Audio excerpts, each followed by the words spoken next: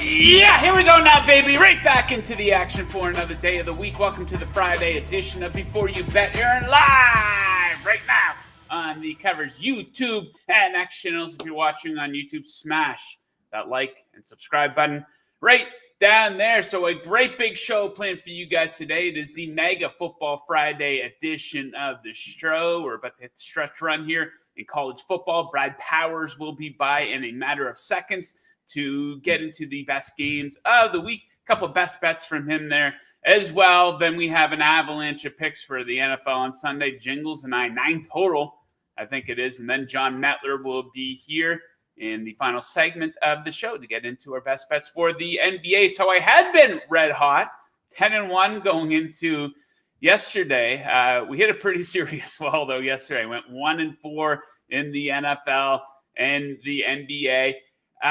Jon Metler and I have talked about this before. My picks were 0-4 going down to the wire here. I just needed the Bengals to cover, not to get reverse swept. Of course, that game goes right down to it. They ended up covering, so I did not get reverse swept. I always feel so good, that last one, when it goes right down to it, because 0-5, that would have absolutely sucked. 1-4 sucks, but we will look to bounce back. We will look to get that back here tonight and over the course of the weekend. Okay, if you guys want to participate in the show today, very easy to do. Hit up the live chat on YouTube, on X. What do you like in college football? What do you like in the NFL? What do you like in the NBA? Let us know. We will read a few off throughout the course of the show. Okay, let's get right into the action. Let's get into the college football action. We go down to sunny Las Vegas. Our guy, Brad Powers. Brad, how are we making out? Doing well. Looking forward to this. Indeed. Okay, so Brad was on Monday's show. He gave out a couple of best bets then. If you missed it, he gave out South Florida plus 3.5. That line is holding steady. And he gave out North Texas plus 6. That's down to plus 4 in their game against Army. If you want to catch that analysis, you can go back to Monday's show and check that out. So before we get into some analysis and breakdowns here, Brad, we got to get your opinion on this before it shakes up over the weekend. The initial college football playoff rankings came out. What, if anything, would you change? Well, I mean, obviously, if we're comparing it to a Vegas power rating, I changed a lot. But, for example, like a Washington State was like 21st. They're not even in my top 50. So, stuff like that, obviously, like Miami at 4. I mean, I got them 10th. So there's big discrepancies as far as that's concerned. I think there's 2 big takeaways, though. Boise's already at 12, and I don't think they're just throwing them a crumb there to make the playoff look good. Like, they're just giving the group of 5 team, that automatic 12th spot. Obviously, they get an automatic berth, but you don't have to rank a team 12th. There's going to be a lot of years where maybe the group of 5 teams not in the top 20. But the reason I'm bringing it up is I think there's a pretty likely scenario that Boise could steal the number 4 seed and upseed one of either the Big 12 champ or the ACC champ, particularly if the Big 12 or ACC champ has 2 losses. So keep an eye on that Boise could grab the 4 seed. And then also, I mean, SEC and Big 10 are going to dominate this year's playoff. Minimum 7 teams out of the 12. I think 8's most likely. And don't rule out 9 of the 12, especially if Notre Dame were to get upset in one of their final 4 games. Okay, possibility of some shakeups here this weekend. We have some games of consequence going down on Saturday. No big stakes in these games here tonight. We have 4 games. No real murky teams or anything. A lot of teams with losing records, but often in these games, we will find some good betting opportunities. So out of the 4 games on the board here tonight, does anything stand out to you? Yeah, I like UCLA plus 6.5 tonight. I made that bet, and for a variety of reasons. Number one, I must say that Iowa has looked better as of late with Sullivan at quarterback, but I think that the overarching point of this game is UCLA. The market threw them in the trash because they almost lost to Hawaii. Well, I mean, that was the first game for a young coach on the islands, tough place to play. And then they got killed by Indiana. And we just said, UCLA stinks. They might only win 1 or 2 games this year. Well, guess what? Indiana's been killing everybody, so that's not that bad. Then they go on the road, covered at LSU. They cover against Oregon. They cover against Penn State. Those are 3 top 15 teams.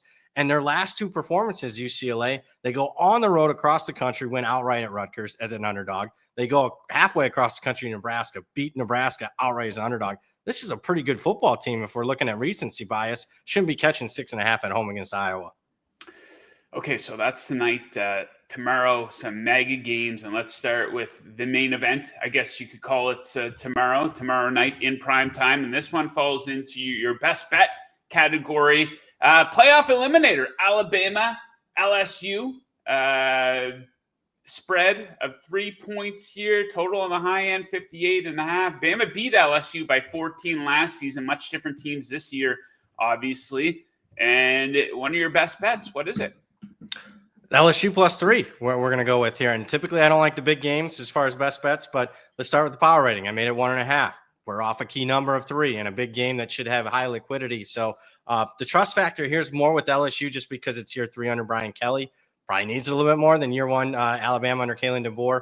LSU at night, Baton Rouge is a top 2 home atmosphere, right along with the whiteout at Penn State. I'm not sure that gets overly priced into the marketplace as far as that's concerned. And then I don't trust Alabama on the road to last. Forget just this year with DeBoer. It's the last few years, even back to Saban. They don't do little things. They miss field goals. They're outside the top 100 in penalties, and they have ill-timed turnovers. So LSU +3 for me. Okay, let's go to the earlier games here. A pretty big one, Ole Miss hosting Georgia. Georgia favored by 2.5 here. Total of 55.5. Georgia's not been a good spread bet. 1-6 ATS in their last 7. Ole Miss trying to make a push here for the playoff. What do you make of this game? Yeah, I mean, obviously Ole Miss is out with a loss. I'm going to lean Ole Miss. There's not a high trust factor with either team. Now, let's start with Georgia. I mean, if you told me I was getting the Georgia against Texas or the Georgia in the second half against Alabama or the Georgia in the second half against Clemson, then Georgia seems cheap. But I mean, you look at Georgia in a majority of the season, that being including even last week when they're trailing at halftime to Florida, only beating Mississippi State by 10. And more importantly, Carson Beck, their quarterback, the last 5 games, 10 touchdown passes, 11 interceptions. I can't trust them right now on the road. Ole Miss, to me, statistically, if we just took away the names and looked at both of these teams' statistical profile, Ole Miss is a better team at home, catching 2.5. Even though I don't love Lane Kiffin in a big game, I lean with the Rebs here. Okay, Deion Sanders and the Buffs, they're trying to make a push here for the playoff, Brad. A +200 to get in. Who knows? Maybe they can run the table. They'll have to start with a good performance here versus Texas Tech. They're favored by 4.5. Total on the high end, 62.5. 6 straight covers for Buffalo. Texas Tech coming off that upset win over Iowa State. Do you think Colorado can keep rolling? Yeah, I do. The further I dive into this handicap. Now, I originally thought Texas Tech was going to be the side here because I thought Colorado would be pricey, but Texas Tech is really injured on the defensive side of the ball. So let's go ahead and go to the derivative market and take advantage of that. We're going to go Colorado team total over 33.5. Should be fresh off a bye. Travis Hunter getting that extra rest. I don't trust that Texas Tech defense to be able to stop the athletes in space as far as the Colorado passing game. So Colorado team total over 33.5. Okay, Brad, before we get into something fun here for the end, we have 2 more best bets to add to your card for the weekend. So you just gave us LSU +3. Next up, let's take a look at Duke NC State. You like the over of 51.5. I do, for a couple of reasons. Number one, NC State lost their starting quarterback for the season, Grayson McCall. You thought major downgrade. It's kind of been the opposite. Their true freshman quarterback, CJ Bailey, in his last 4 games has 3 300-yard passing performances. In the game that he didn't, they put 59 points on the board against Stanford. So that offense is actually trending up without their starting quarterback. And the other offense, Duke, is running a lot of tempo, and they're also trending up as their quarterback gets more experience than Malik Murphy. So we've got 2 dynamic athletes at quarterback, and the passing game's improved for both. So, I mean, full season statistical, yeah, there was a lot of low-scoring games for either one. It's November. I'm more towards what have you done for me lately. Okay, next up, let's go under the radar. You're going to take San Jose State, the small underdog. You like them to cover the 3-point spread. Yeah, it's more of a play against a really bad Oregon State team that you had thought once they hit Mountain West play that they would play better against bad competition. It's been the opposite. Lose to Nevada outright as a favorite. Get dominated by UNLV. Even in their last game, they went out and played Cal and lost by 40 points in that game. So I think matchup-wise, I don't trust Oregon State's pass defense to get any pass rush against this high-powered San Jose State passing attack. I think San Jose State has confidence. They went on the road to Washington State earlier this year. Should have won the game. They lost in double overtime. I'm here to tell you Washington State's a lot better than Oregon State. Okay, something fun for the end here, Brad. We've been doing these every Friday appearance with you. So we're going to combine two of your favorite things for this one. Of course, football and film. So there's a ton of good football movies out there. What are your favorite 3 football movies of all time? And we'll invite the people in the live chat to throw their suggestions in there as well. Remember the Titans for me. I love the soundtrack, love the storyline, love the messaging, love Denzel Washington as an actor. So that's number 1. Number 2 for me shouldn't be a surprise, Rudy. Quick story. I was at the game that they filmed the final scene where he sacks the quarterback and they carry him off the field. I was at it. It was during the halftime of the 1992 Notre Dame Boston College game. Wow. They had us. They literally had, you know how the cheerleaders have like signs to do chants? They had Rudy printed on the signs, and we had to chant Rudy at the halftime. It was like a half hour. Like, you know, halftime's normally like 20 minutes. It was like 40-minute halftime so they could film that. So Rudy for me. And then Longest Yard, which a lot of not the newest one, the comedy with Sandler, but the old one that was a little bit more dramatic. I like that one from the 70s. Bonus for me. I mean, I do like The Waterboy. It's one of my favorite comedies. So yeah, people are throwing that one in there. The Waterboy, Any Given Sunday. What a cast in that movie. That's a fantastic one. Little Giants. I don't remember that very well. I'll have to rewatch that with the kids. Maybe Friday Night Lights, a good movie. Where do you stand on this question? What's better, Friday Night Lights, the movie, or TV series? Oh, wow. I haven't seen enough of the TV series. I'm going to cop out and say the book. Okay, the book. Okay, yeah, the book. Well, it's all based off of the book, right? What do I have on my list? I do like Necessary Roughness. That's good. What about the movie The Program? Do you remember that one, Brad? Oh, yeah. Yeah, I liked it. At that time, that represented a lot of college football at the time. Absolutely. That one's good. Yeah, a lot of good suggestions in here. Football, it seems like the easiest sport to make movies. There's not a whole lot of bad football movies out there.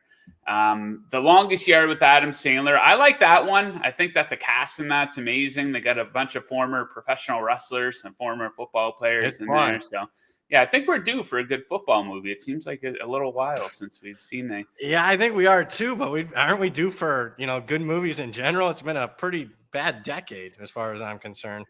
Yeah, it's all action hero sequels coming out. Yeah, I don't get out to the movies much these days myself. Okay, someone threw Draft Day in there. Yeah, that's good for a joke. I think, if you're a casual football fan, you might enjoy that one. But Brian's song's sad. I see why that's in there. Yeah, Brian's song for sure. Yeah, a lot of good suggestions. There's so many good football movies there. Okay, Brad, that's it for your appearance today. You're going to be right back with us. So on Monday, we're going to get into some early best bets, hopefully celebrating some winners here over the weekend. And we'll recap all the craziness from what should be an insane weekend of college football. Thanks for joining, Brad. We'll catch you again on Monday. All right, thanks for having me. Take care, guys. Yes, sir. All right, from the college game to the pro game. Let's go to our guy.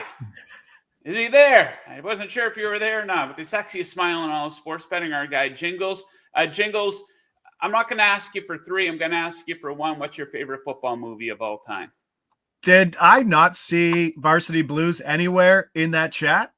It did not come up yet. Oh, God, that's disappointing. That's like the epitome of what those late 90s, early 2000s movies were. I watched it a lot getting sacked and getting a ton of concussions playing high school football. Yeah, a good combination of teen comedy, football. That was a good one. Desert Dog Media, another story. I was at Columbus, South Carolina in 1992 when the program was filmed at halftime. That's my other favorite one by far, James. Yeah, I got to watch that. I haven't seen that movie in like 20 years. That was fantastic. Okay, Jingles, we got a bunch of picks to get into, but first, my thoughts on the Thursday night football game. It looked like the Bengals were going to cruise to a win. And you can blame the referees all you want, but I blame them for being in that situation. They had 100 penalties. They got 100 penalties on that last drive, right? Dude, every play on one of their last drives was a penalty, Baltimore. Yeah, and they were up by 14 points in the second half. Just like when these teams played in week 5, they were up by 10 points in the fourth quarter multiple times. So they blew it. Their defense absolutely melted, let them down. So that's the thing, though, with the AFC. They're still not out of it. If you look at the teams they're going to be competing with for that seventh seed, you want to go with the Colts. You think the Jets are going to get back into it? I don't know about that. Cincinnati would have been 500. That would have been they would have been a half game back of Baltimore in that spot out of nowhere if they had it.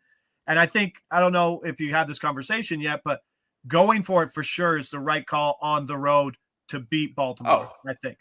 I agree. Their defense couldn't stop a nosebleed, and Baltimore had 2 timeouts left. They were going to get the ball back, and they were going to have the opportunity to go down the field. So, I don't disagree with that. Too many people these days.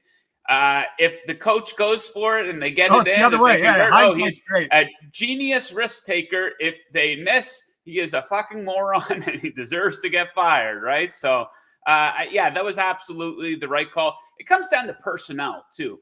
In these situations, like if you have Joe Burrow, Lamar Jackson, Patrick Mahomes, Josh Allen, yes, you should be going for it on 4th and short.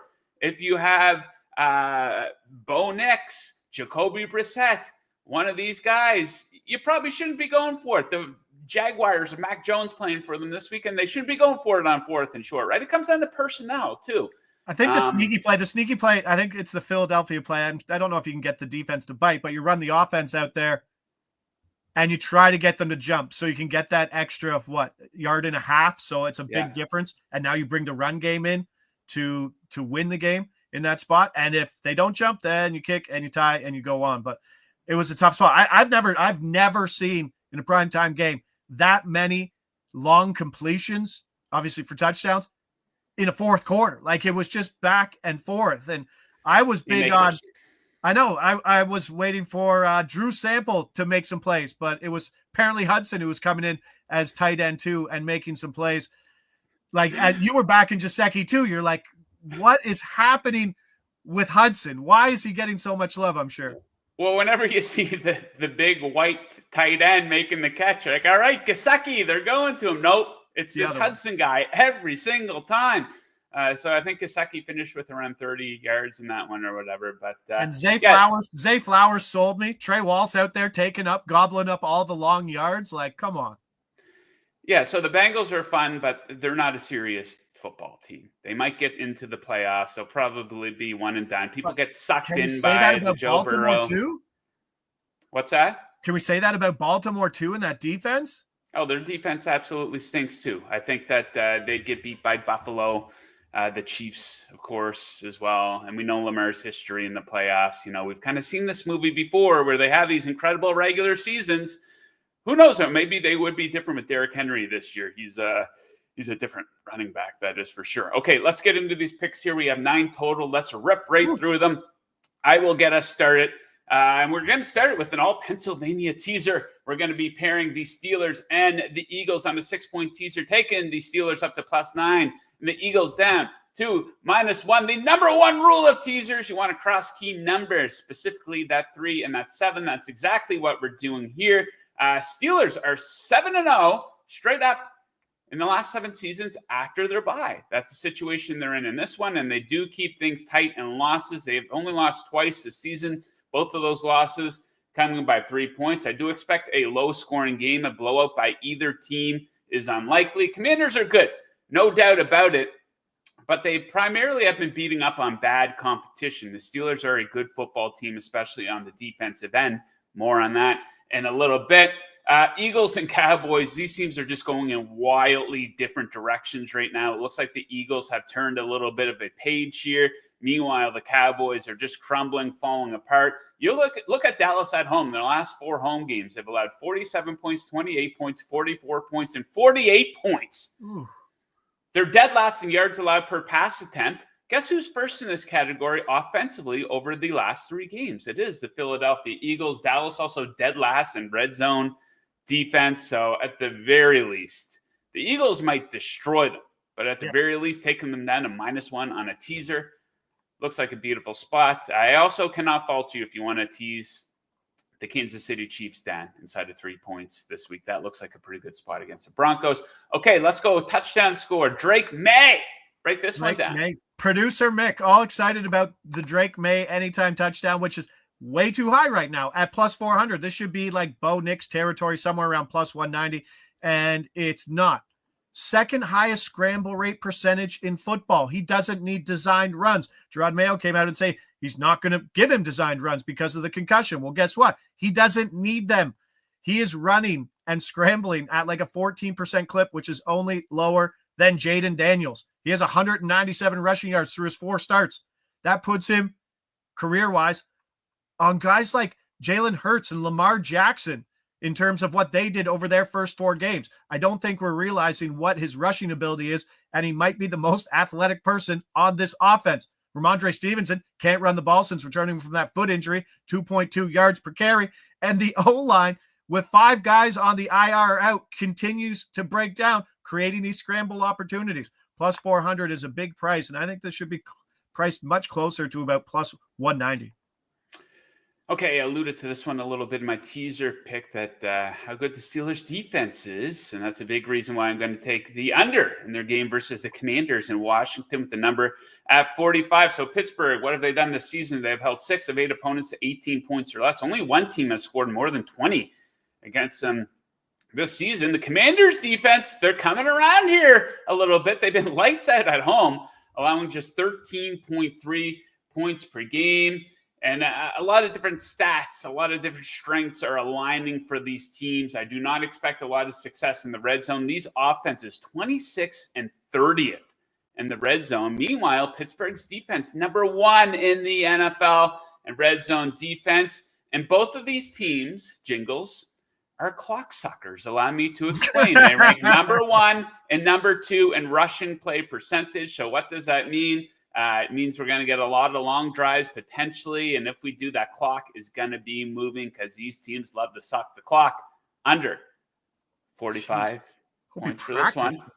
Tyrone Tracy. What are we looking at? And we're looking at some Sunday morning football where it could just be a ton of running between guys like Tyrone Tracy and Chuba Hubbard on the other side.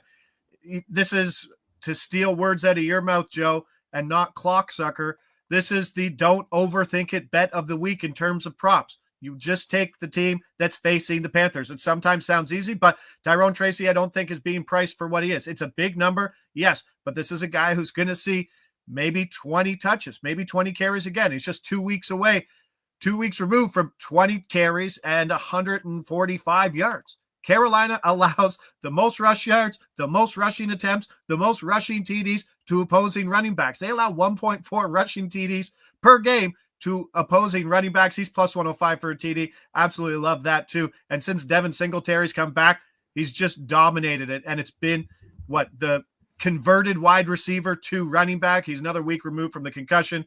And he's taken 73% of the running back opportunities and 79% of the rushing yard share at 5.6 yards. So if you're expecting passing, don't expect it on Sunday morning in Germany, because if you watch the Giants last week, it's so bad. They do not want to pass the ball if they don't have to. They ran the ball last week. What's the rate? They ran the ball 23 times in the first half versus Washington and passed 6 times. And that was the game that Daniel Jones passed for 0 yards in the first half.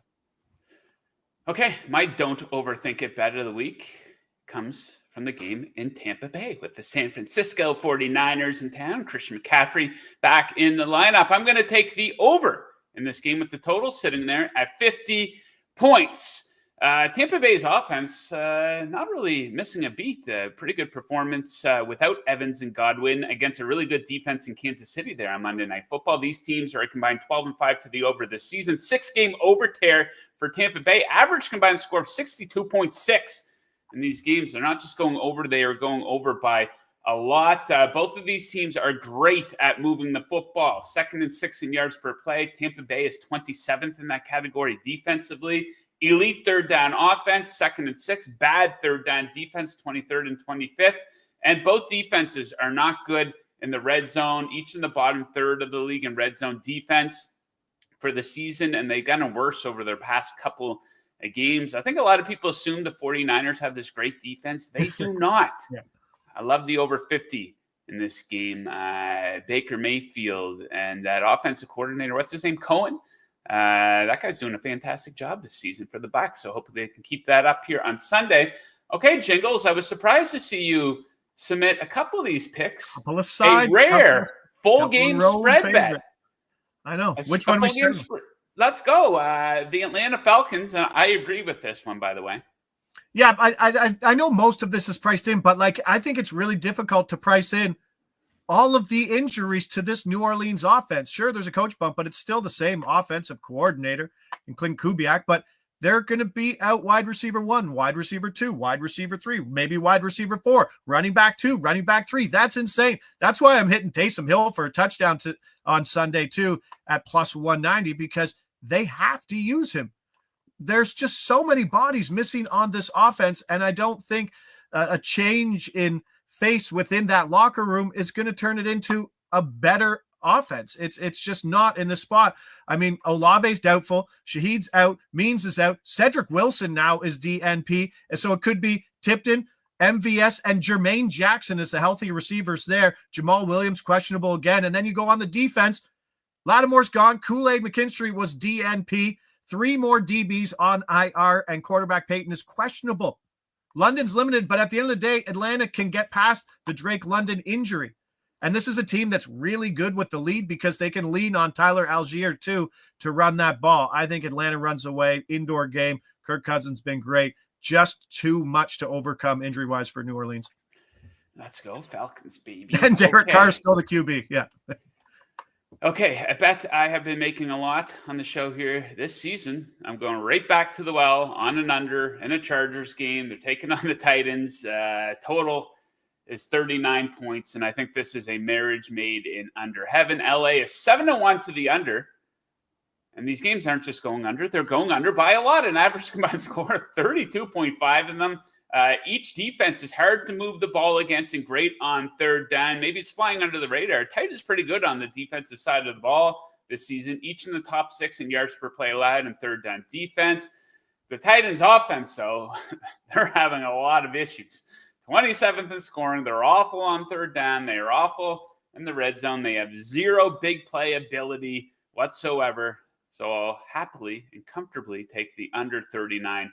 And that one, Jingles, next up, another full game spread bet. Oh, look at me. Some meat and potato stuff. I love it. Let's go. You like the Bills. Yeah, it's pretty much the same spot. 3.5. There's some 4s out there now. It's starting to move that way. And road favorite here by more than a field goal in an indoor game. And a lot of it has to do with Joe Flacco is certainly not the answer for this Indy offense, who Michael Pittman's working through an injury right now. He might not play.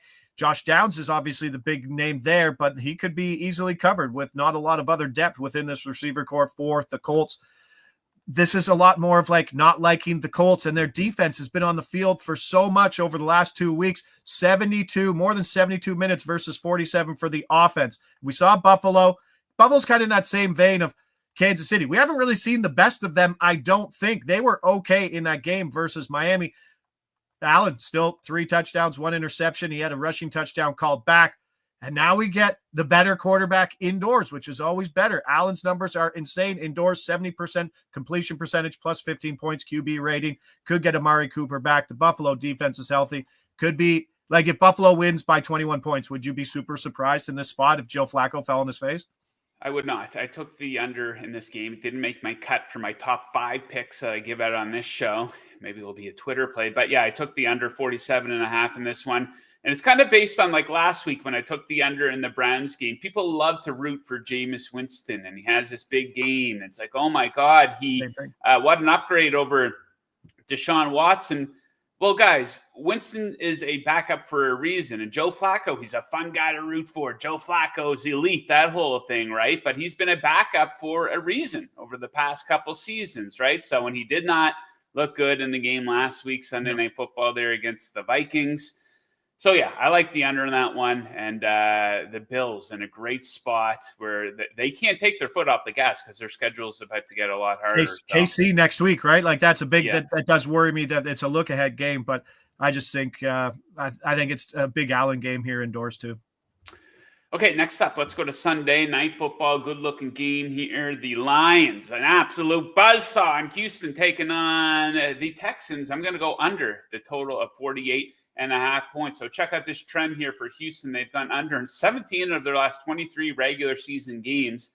This is a pretty high total for a Texans game, and the under is 9-2 in their last 11 games with a total of 45 or more. Check out the Lions defense on the road. They've had some real standout performances here. They've held 3 of their 4 opponents on the road to 14 points or less.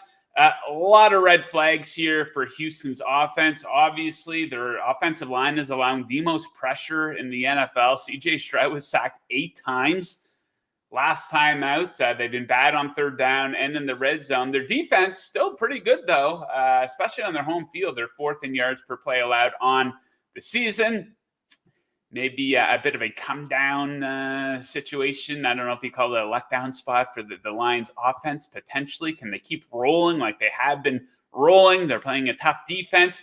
So, yeah, the Lions very well might have a good game offensively. I just don't think that the Texans will. So I'll take under 48.5 in that one. And Jingles, that wraps up the NFL section of the show today. But what else do you have out there that Before You Bet viewers can check out? Oh, lots of hockey plays today. We're stacking stuff. We got mine and Carlos show was out at 10. Whole card out for that.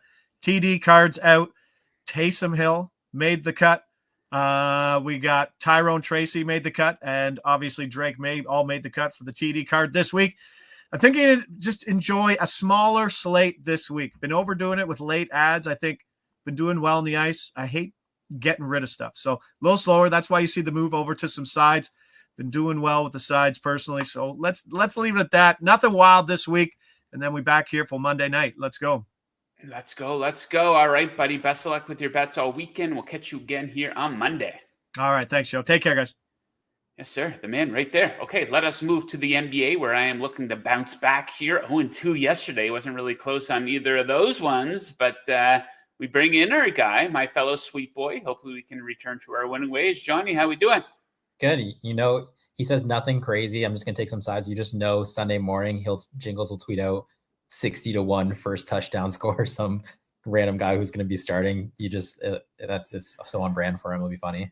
Man, I start these NFL weeks. It'll be like Tuesday, and it'll be like, there's not a whole lot that I really like this week in the NFL. Then I dig more and more into it. Then it's like, okay, there's 9 bets I like. I got to narrow it down to 5 for my best bets for the show here on Friday. But, that's what happens when you dig into all these numbers. You find these big time spots. So, and never mind if I start digging in the props on a Sunday morning, then it's 13 more plays to drop out. So, okay, so we have 6 total bets between the two of us. Good looking slate in the NBA here tonight. You have 4, I have 2. Why don't you get us started with Trae Young? What do you like for him? Trae Young, over 10.5 assists. Really, there is, like I put on the graphic here, there's only so many times in a season where you get to bet over on a guy who is as good at dropping dimes as Trae Young is. I mean, this is like going in and seeing like an edge to the over on like Patrick Mahomes passing yards or like things like that. It doesn't happen often. So when you see it, you're going to take it. For Trae Young, he's playing the Pistons. It's actually just very similar to what we did with LaMelo Ball on Wednesday. You're playing the Pistons. They don't really have that point of attack defender. Jaden Ivey's, good offensive player. Kate Cunningham's good offensive player. Tim Hardaway Jr. is a shooter. They're really missing Asar Thompson. That would be the guy once he comes in. That's where that defense comes into play for them. But without him, it's a very offensive backcourt. Trae Young can just go wherever he wants on this court. They're not going to be able to stop him. It is a high number. It's just not high enough. And the plus money does really make the difference here. The Hawks starting lineup, I mean, you just look at Dyson Daniels, Zachary Reese-Shea. These guys are very dependent on Trae Young creating offense. They're not really guys who step out and do it on their own. Reese-Shea put up 33 points last game as a spot-up shooter. So he really helps too. If he's a knockdown shooter, that really helps Trae Young.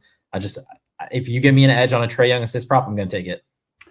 Okay, so I alluded to this on yesterday's show. The Celtics coming off a very disheartening loss there to the Warriors on Wednesday night, and discussed how I'd probably be looking to back them in their next game. I'm going to do that with a bet that I've made a couple times already this season. Going to go back to the well on the Celtics team total. I think this one's a few points short. I'm going to go over 117.5. This has been in the 120s in a couple of road games there last week, actually. So I think we're getting a decent bargain here. I think this is a great bounce back spot for the Celtics, who are coming off a season low 112 points against the Warriors, who've been great on the defensive end to start the season. They were really done in by a 16-point second quarter in that game. They take on a Nets team that they make a habit of beating the shit out of. They gone over this number in all 4 games against the Nets last season. Last time these teams played, it was in Boston. They scored 136 points in that one. And the Celtics can score from anywheres on the floor. They shoot more 3-pointers than any team. They can get it done in the paint if they want to as well. And I think there's going to be an opportunity for a lot of freebies at the line, because the Nets play some dirty defense. They're ranked 29th in the NBA in opponent free throw attempt rate. So I think the Celtics motivated to get back on track here, and they go over 117.5. Tyrese Halliburton. What do we like for him, John? Yeah, it's honestly a similar vibe to Trae Young. It's like, once again, you log in, you see a guy who's really good at dropping dimes, and you just don't get these opportunities very often to even bet on them. You know, how often I come on here yesterday, it was Jaden McDaniels over 1.5. You kind of always get these random players. So when you see a Halliburton, you see a Trae Young, I'm going after it. Again, it's a similar. So like in that Hornets-Pistons game on Wednesday, I went after LaMelo Ball because of the Pistons' point of attack defense. Then I went after Jaden Ivey because the Hornets are missing, their center depth. They don't have Mark Williams, who's a good defender. They don't have Nick Richards. They don't have any rim protection at all. And Tyrese Halliburton, that's his matchup tonight. He's playing the Hornets. And the thing with Halliburton, when you go look at his box scores, I mean, he can get dimes out of nowhere, hitting up 3-pointers and stuff. When he goes way over, or he gets over a total, a lot of that is to Miles Turner, and it's Miles Turner finishing dunks at the rim. It's him dominating inside. This is where I think this Hornets matchup, without them having rim protection and not having a center, Miles Turner pick and roll, throw the lob, or him just getting downhill his dunks, I think that's what really pushes Halliburton over. And that's why I did really like this number, say, on Halliburton.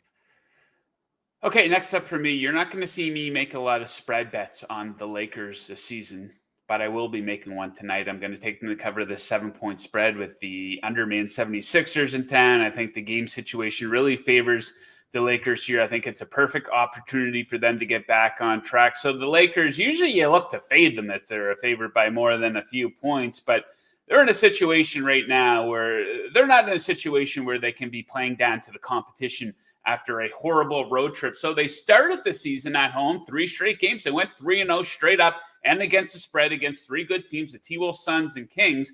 Then they went on the road and went 1-4. So I think that this is an opponent that they should be able to really take advantage of. The Sixers are really short on talent coming into this game. Tyrese Maxey's now out with a hamstring injury. He joins Joel Embiid, who, of course, hasn't played yet this season. Paul George, I don't even think he's back to 100% yet. He will be playing, but Philly's had some really bad losses this season. They have 4 double-digit losses already in 7 games. So this should be an opportunity. JJ Redick all fired up there as the head coach. You got to get the guys up. You haven't been at home in a while. They started strong at home. I wouldn't be surprised if the Lakers win by 20. I'm playing a little bit safer, though, taking the cover of the 7-point number. Donovan Mitchell, good-looking game here. Cavs playing host to the Warriors. What are we thinking for this one? Can we pause the picks for a second? What did you see JJ Redick reacting to D'Angelo Russell's block shot, slam in the chair? What did you think about that? It's a bad look. Yeah. I like the passion, but it comes off as a temper tantrum.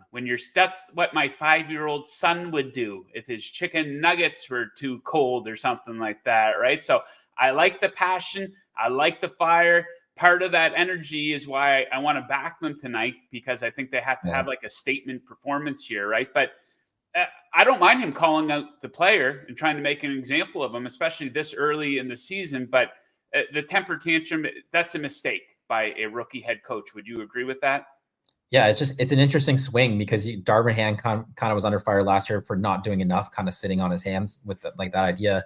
And now you have the complete flip, right? Like JJ Redick's very animated. He was very animated with that he wasn't happy with D'Angelo Russell. Post-game presser, he said he only played 20 minutes because he was lacking a level of compete.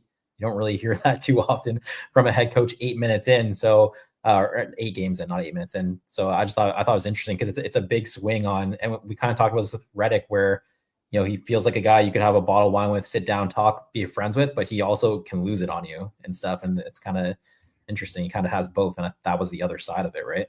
Yeah, so that whole scenario is why, like, the Lakers are obviously the much more talented team on the court here tonight with the Sixers. So let's see how they respond, right? I think he's going to have them fired up for sure tonight. And like you said, Paul George is not 100%. That team's in a lot of trouble. Yeah, he only played 26 minutes last time out.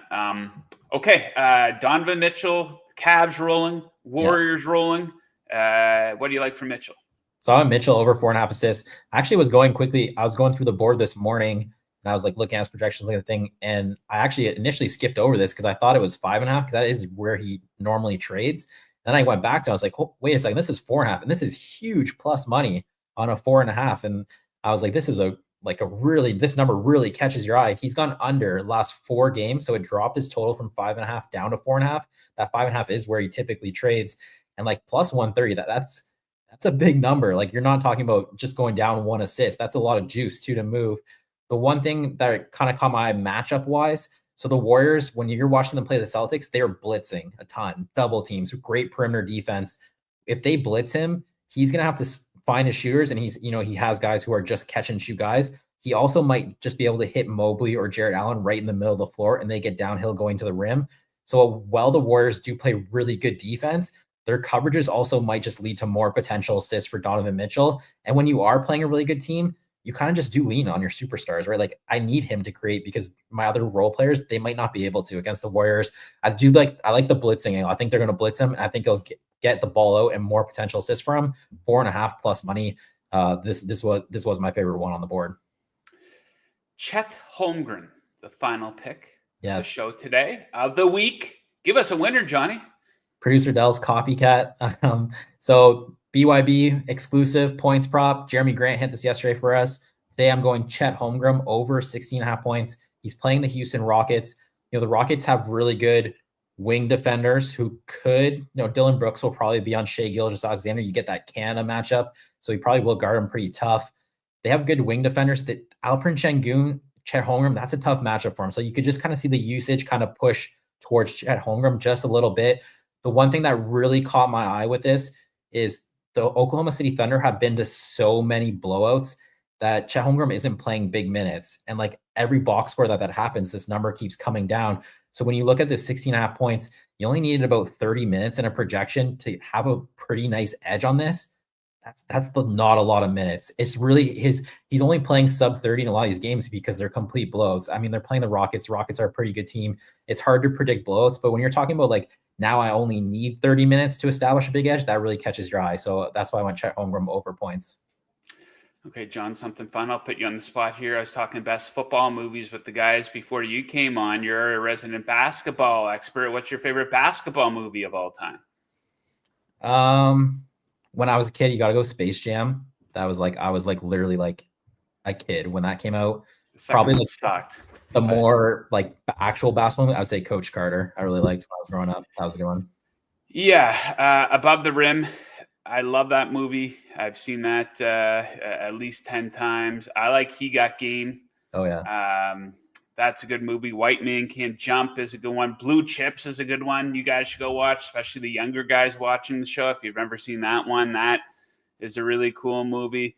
Yeah, just a lot of good basketball movies. Saw a comment here. Brian Nichols in the chat said, been a bad 25 years for movies. I actually saw an explanation on that. It was Matt Damon, the famous actor from Good Will Hunting, of course. And he said a reason why a lot of movies don't get made anymore is because what used to happen is the movie would come into theaters and they would get their release and they get just a shit ton of money for that.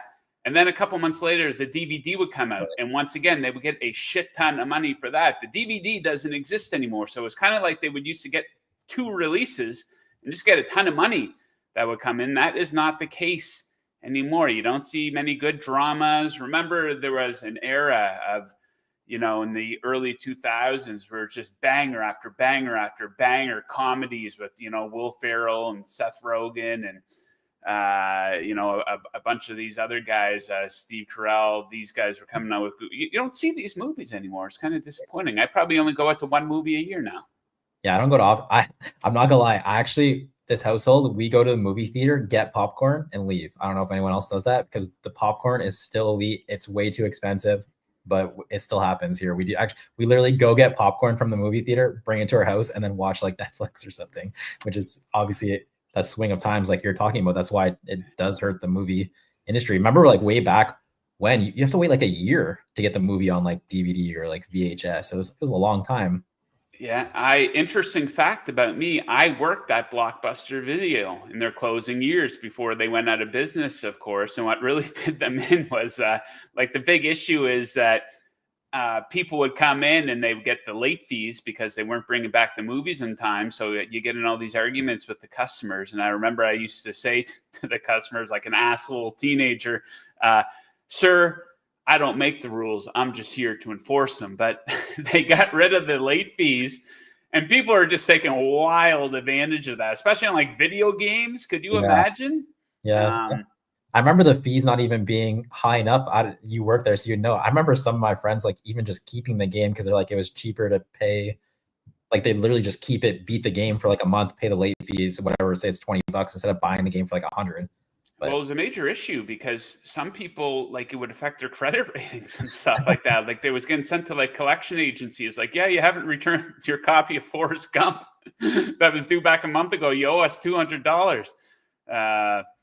Just madness. But yeah, my old days. I'll answer this. Someone did say, we'll get back off the rails here. Someone said Donovan Mitchell's 3.5 now, heavy juice. You can go play the alt 5+. You can find, someone actually found a good 5+ this morning. I mean, they found a better one than I bet. So you can go play the alt, go look for a 5+ alt. Will be your highest EV. Indeed. Navigate around on that. Yeah. Okay. So that does it for the show here, John. Big weekend coming up. Speaking of sports movies, I'm going to show my 7-year-old Sandlot tonight. He's never seen it. He's a big baseball fan. So we will look forward to watching that. So it should be a fun weekend. Hopefully we'll get back to our winning ways here in the NBA, in the NFL. Hopefully Brad hits these college games. We're going to be right back with you guys on Monday. Going to be a great big show. Then a good looking Monday Night Football game from a betting perspective. Dolphins versus Rams. Can't wait for that one. So yeah, let's wrap up the show. Thank you to all of my guests for joining today. Thank you to producer Mick for producing. Thank you to BetMGM for sponsoring the show. And thank you to all the great viewers for tuning in today. Best of luck with all your bets tonight and over the weekend. We will catch you guys again on Monday. Woo!